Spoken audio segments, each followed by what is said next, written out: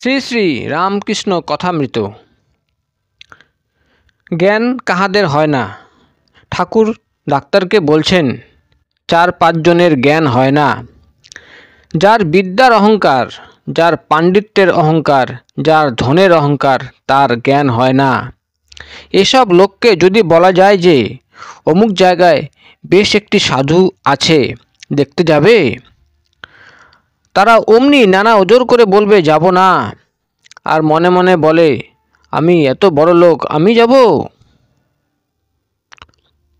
সত্যগুণে ঈশ্বর লাভ আর ইন্দ্রিয় সংযমের উপায়। ঠাকুর বলছেন তমগুণের স্বভাব অহংকার। অহংকার অজ্ঞান থেকে হয়, তমগুণ থেকে হয়। পুরাণে আছে রাবণের রজগুণ, কুম্ভকর্ণের তমগুণ, বিভীষণের সত্যগুণ। তাই বিভীষণ রামচন্দ্রকে লাভ করেছিলেন। তমগুণের আরেকটি লক্ষণ ক্রোধ। ক্রোধে দিক বিদিক জ্ঞান থাকে না। হনুমান লঙ্কা পুড়ালেন, এ জ্ঞান নাই যে সীতার কুটিরও নষ্ট হবে। আবার তমগুণের আরেকটি লক্ষণ কাম। পাথরে ঘাটার গিরীন্দ্র ঘোষ বলেছিল, কাম ক্রোধাদি রিপু এরা তো যাবে না, এদের মোর ফিরিয়ে দাও। ঈশ্বরের কামনা করো, সচ্চিদানন্দের সহিত রমণ করো, আর ক্রোধ যদি না যায় তবে ভক্তির তম আনো। কি আমি দুর্গা নাম করছি, উদ্ধার হব না? আমার আবার পাপ কি, বন্ধন কি? তারপর ঈশ্বর লাভ করবার লোভ। ঈশ্বরের রূপে মুগ্ধ হও, আমি ঈশ্বরের দাস, আমি ঈশ্বরের ছেলে। যদি অহংকার করতে হয় তো এই অহংকার করো। এই রকমে 6 রূপুর মোর ফিরিয়ে দিতে হয়। ডাক্তার বলছেন ইন্দ্রিয় সংযম করা বড় শক্ত। ঘোড়ার চক্ষের দুদিকে ঠুলি দাও। কোনো ঘোড়ার চক্ষু একেবারে বন্ধ করতে হয়। ঠাকুর শ্রী রামকৃষ্ণ বললেন তার যদি একবার কৃপা হয়, ঈশ্বরের যদি একবার দর্শন লাভ হয়, আত্মার যদি একবার সাক্ষাৎকার হয়, তাহলে আর কোনো ভয় নাই। তখন 6 রিপু আর কিছু করতে পারবে না। নারদ, প্রহ্লাদ এইসব নিত্যসিদ্ধ মহাপুরুষদের অত করে চক্ষে দুদিকে ঠুলে দিতে হয় না। যে ছেলে নিজের বাপের হাত ধরে মাঠের আল পথে চলছে, সে ছেলে বরং অসাবধান হয়ে বাপের হাত ছেড়ে দিয়ে খানায় পড়তে পারে, কিন্তু বাপ যে ছেলের হাত ধরে সে কখনো খানায় পড়ে না। ডাক্তার বলছেন কিন্তু বাপ ছেলের হাত ধরা ভালো নয়। ঠাকুর শ্রীরামকৃষ্ণ বললেন তা নয়, মহাপুরুষদের বালক স্বভাব। ঈশ্বরের কাছে তারা সর্বদাই বালক। তাদের অহংকার থাকে না। তাদের সব শক্তি ঈশ্বরের শক্তি, বাপের শক্তি, নিজের কিছু নয়। এটি তাদের দৃঢ় বিশ্বাস।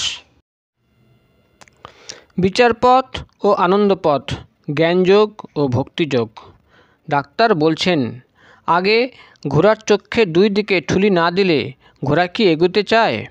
রিপুবশ না হলে কি ঈশ্বরকে পাওয়া যায়? ঠাকুর শ্রীরামকৃষ্ণ বললেন তুমি যা বলছো ওকে বিচারপথ বলে, জ্ঞানযোগ বলে। ও পথেও ঈশ্বরকে পাওয়া যায়। জ্ঞানীরা বলে আগে চিত্তশুদ্ধি হওয়া দরকার, আগে সাধন চাই, তবে জ্ঞান হবে। ভক্তি পথেও তাকে পাওয়া যায়। যদি ঈশ্বরের পাদপদ্মে একবার ভক্তি হয়, যদি তার নাম গুণগান করতে ভালো লাগে, তাহলে ইন্দ্রিয় সংযম আর চেষ্টা করে করতে হয় না। রিপুবশ আপনা আপনি হয়ে যায়। যদি কারো পুত্রশোক হয়, সেদিন সে কি আর লোকের সঙ্গে ঝগড়া করতে পারে? না নিমন্ত্রণে গিয়ে খেতে পারে? সে কি লোকের সামনে অহংকার করে বেড়াতে পারে? না সুখ সংভোগ করতে পারে? বাদুলে পোকা যদি একবার আলো দেখতে পায়, তাহলে সে কি আর অহংকারে থাকে? ডাক্তার সহাস্যে বললেন তা পুড়ে মরুক, সেও শিকার। ঠাকুর শ্রীরামকৃষ্ণ বলেন না গো, ভক্ত কিন্তু বাদুলে পোকার মতো পুড়ে মরে না। ভক্ত যে আলো দেখে ছুটে যায়, সে যে মনির আলো। মনির আলো খুব উজ্জ্বল বটে, কিন্তু স্নিগ্ধ আর শীতল। এ আলোতে গা পুড়ে না, এ আলোতে শান্তি হয়, আনন্দ হয়। জ্ঞানযোগ বড় কঠিন। বিচার পথে, জ্ঞানযোগের পথে তাকে পাওয়া যায়, কিন্তু এ পথ বড় কঠিন। আমি শরীর নই, মন নই, বুদ্ধি নই, আমার রোগ নাই, শোক নাই, অশান্তি নাই, আমি সচ্চিদানন্দ স্বরূপ, আমি সুখ দুঃখের অতীত, আমি ইন্দ্রিয়ের বশ নই।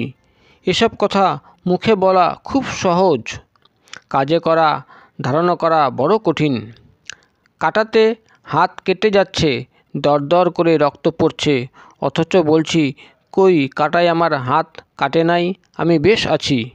এসব কথা বলা সাজে না, আগে ওই কাটাকে জ্ঞানাগ্নিতে পোড়াতে হবে তো। বই পড়া জ্ঞান বা পাণ্ডিত্য, ঠাকুরের শিক্ষা প্রণালী। অনেকে মনে করে বই না পড়ে বুঝি জ্ঞান হয় না, বিদ্যা হয় না। কিন্তু পড়ার চেয়ে শোনা ভালো, শোনার চেয়ে দেখা ভালো। কাশীর বিষয় পড়া, কাশীর বিষয় শোনা আর কাশী দর্শন অনেক তফাৎ। আবার যারা নিজে শতরঞ্জ খেলে তারা চাল তত বুঝে না, কিন্তু যারা না খেলে উপর চাল বলে দেয়, তাদের চাল ওদের চেয়ে অনেকটা ঠিক ঠিক হয়। সংসারী লোক মনে করে আমরা বড় বুদ্ধিমান, কিন্তু তারা বিষয়াসক্ত, নিজে খেলছে, নিজের চাল ঠিক বুঝতে পারে না। কিন্তু সংসার ত্যাগী সাধু লোক বিষয়ে অনাসক্ত, তারা সংসারীদের চেয়ে বুদ্ধিমান, নিজে খেলে না, তাই উপর চাল ঠিক বলে দিতে পারে। ঈশ্বর প্রদত্ত জ্ঞান। ঠাকুর শ্রী রামকৃষ্ণ ডাক্তারকে বলছেন, যখন পঞ্চবটিতে মাটিতে পড়ে পড়ে মাকে ডাকতুম, আমি মাকে বলেছিলাম, মা আমায় দেখিয়ে দাও কর্মীরা কর্ম করে যা পেয়েছে, যোগীরা যোগ করে যা দেখেছে, জ্ঞানীরা বিচার করে যা জেনেছে, আরও কত কি কি বলবো। আহা কি অবস্থায় নিয়ে গেছে, ঘুম যায়। আমি তো বইটই কিছুই পড়িনি, কিন্তু দেখো মার নাম করি বলে আমায় সবাই মানে। শম্ভু মল্লিক আমায় বলেছিল, ঢাল নাই তরোয়াল নাই, শান্তি রাম সিং। সকলের হাসি। শ্রীযুক্ত গিরিশচন্দ্র ঘোষের বুদ্ধদেব রচিত অভিনয়ের কথা হইতে লাগিল।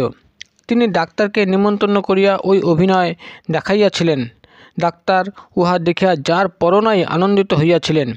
ডাক্তার গিরিশকে বলছেন, তুমি বড় বদলোক, আমার কি রোজ থিয়েটারে যেতে হবে? ঠাকুর শ্রী রামকৃষ্ণ মাস্টারকে বলছে, কি বলছে আমি কিছু বুঝতে পারছি না। মাস্টার বলছে, ওর থিয়েটার বড় ভালো লেগেছে।